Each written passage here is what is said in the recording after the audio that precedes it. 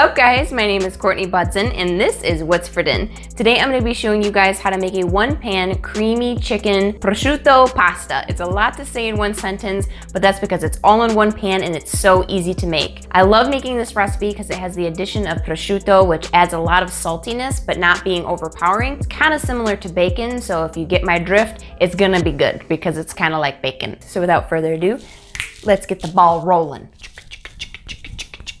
You'll need some olive oil, some shallots, some cherry tomatoes, some prosciutto that I sliced kind of thin, some chicken breast that I also diced in about 1-inch cubes, some grated Parmesan cheese, fresh basil, a little bit of lemon juice, some frozen peas that are thawing at the moment, some orzo pasta, a couple of eggs, some chicken broth or chicken stock, and of course salt and pepper. Now I know it seems like a lot of ingredients, but a lot of this stuff is really basic, so we're gonna head on over to the stove and get cooking. Let's go. So in my pan over medium-high heat, I have some olive oil warming up, and we're gonna go ahead and, can't talk today. Go ahead and add your chicken. I'm gonna season that with salt and pepper. And we're just gonna let this cook until it's all the way cooked through. It shouldn't take too long. It depends on your pan and all that, so just keep an eye on it, and I'll show you what it looks like when it's there. Okay, my chicken is cooked through, and it has a little bit of color on it. I don't wanna cook it too far so it doesn't overcook and get too dry and tough. So we're gonna take this out and set it aside. And then into our hot pan, I'm gonna add my prosciutto.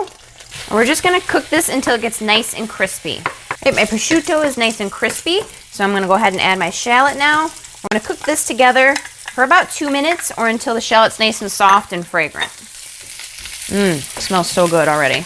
My shallot is nice and softened, so now I'm gonna add in my dry orzo pasta, and I'm gonna toast it for about 3 minutes or so, and it's gonna absorb all that delicious flavor that's in the bottom of the pan. Pasta's nice and toasted, so now I'm gonna add my chicken broth. I'm gonna reduce the heat to medium-low, add my lemon juice, and of course you have to season it with salt and pepper. Not too much salt because remember that prosciutto is really salty. Give that a good stir, and you wanna let this simmer for about 8 minutes or until the pasta is all the way cooked through and there should be no liquid left in the pan. So while we're waiting for that to cook, in a little bowl, I'm gonna crack my eggs.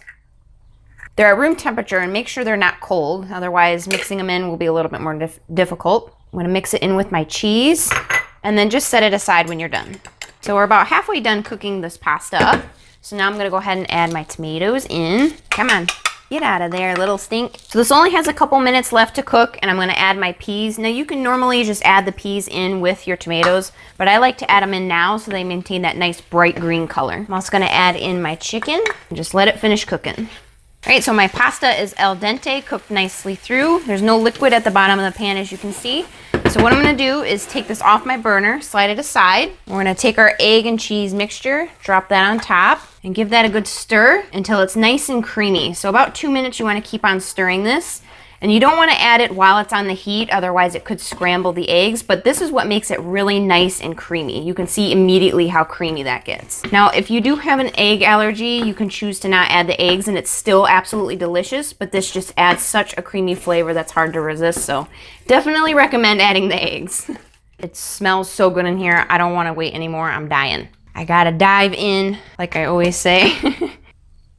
Oh my goodness. Flavor explosion. You better make it because it's so good.